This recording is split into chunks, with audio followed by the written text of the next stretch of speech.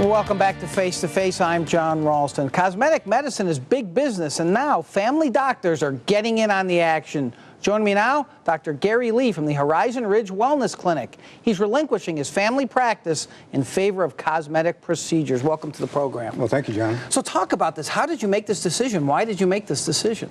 Well, we still do adult medicine, but what's happened is we started doing cosmetic medicine treatments, and we got so good at it that more and more patients started coming, and they started sending their friends and their family.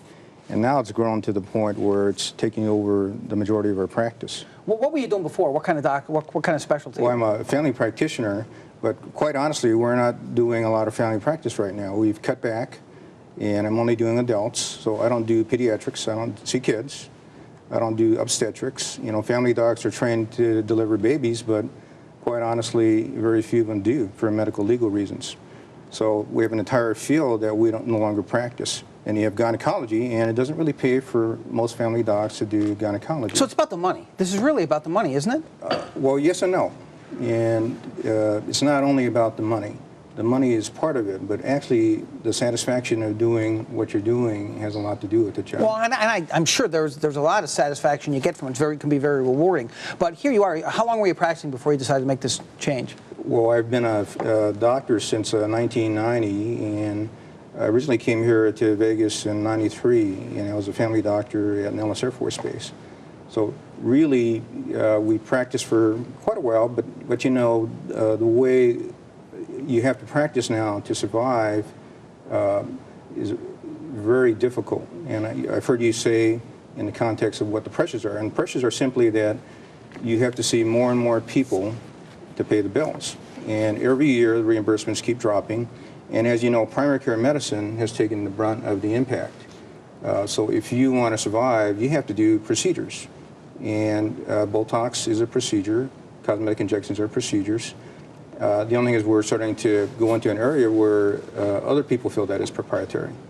And our position is, well, we can put in a spinal tap on somebody legally, or if we can put in a central line legally, you know, what's with the Botox needle?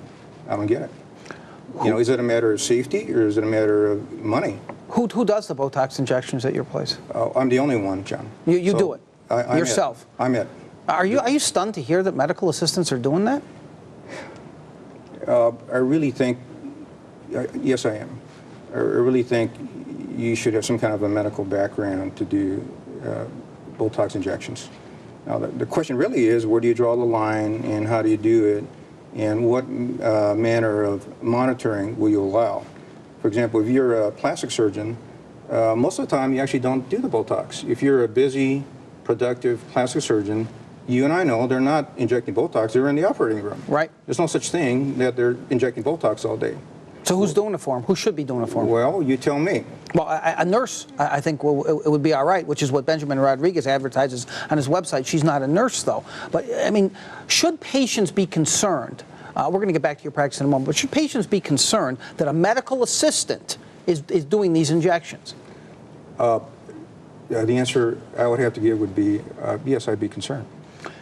You know, there's some concern, too, that just, and you may be the greatest doctor in the world, and I believe you were a very successful doctor, and you know, Frank Nemec, a local gastroenterologist, was on this program this week, talking about how 60% of his office staff has to do insurance claims, and the business has gotten out of hand. But there was an ABC News story that talked about this conversion, and let me read to you from that. Dr. Stephen Victor is a New York cosmetic dermatologist who sees potential for a slippery slope when doctors begin to work in areas that are not within their specialty. He says the courses teaching doctors how to do these procedures may not give them adequate experience. It's like me taking a weekend course in cardiology and treating your heart attack, says Victor. Am I going to be good at it? I don't think so. You're smiling. I think that's probably an overreach on the analogy. However, I think people are wondering, what did you do to get expert at this? Well, actually, that's a really good question. So what you want to make sure, John, is that whoever does the treatment on you knows how to do the treatment and can do it safely. Now, does it mean you'll have perfection with every single treatment? No such animal. We've had patients come to us from plastic surgeons, dermatologists that were not happy, and vice versa. I'm sure it's gone the other way. So you cannot, people have the idea that their physician is God, and they're not God. I mean, listen, even an expert, things can go wrong. What I'm asking you is, what did you do before you started shooting people with Botox to learn about it? Well, there's courses you can take, and I've taken several of them.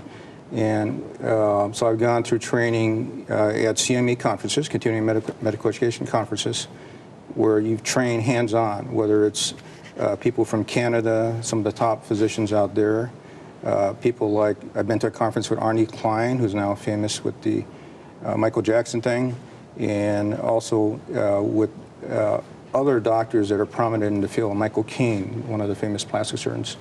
Now, does it mean we know what they were good at it? You know, you go to the conference, you learn what you can, and you pick it up from experience. All right, we have to take a break, doctor. When we come back, we're going to see how good he is. He's going to inject me with Botox right on the air. No, I'm just kidding. I'm not going to go that far. Back in a moment. Then